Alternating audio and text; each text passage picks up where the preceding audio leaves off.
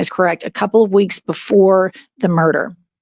Kirk, he said when Israel started attacking Iran, he said, we need to stay out of it. But then when we got involved, he said, well, we need to stay out of it offensively because we were shooting down Iran's missiles. And then Trump said, we may have to bomb their nukes.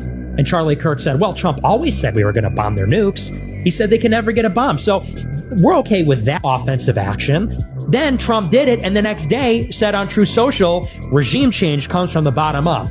And Charlie Kirk said, well, some regime changes are okay. And you see how over 2 weeks, he kind of strung everybody along. And we started with, we need to stay out of it, to, well, we bomb them offensively, that's okay. And maybe some regime change we're okay with. Like the goalpost keeps changing. Yes. And people fall for it.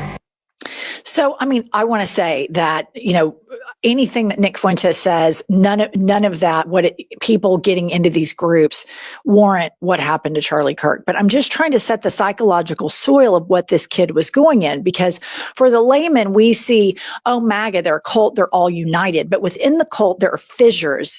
And there is specifically this massive fissure between Nick Fuentes' followers that are called Groypers, and then Charlie Kirk, who Fuentes thinks Charlie Kirk is a fascist and a fake conservative. So he thinks he's a poser, right?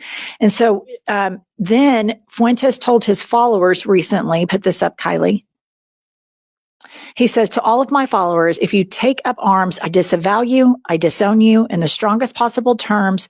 This is not what we're about.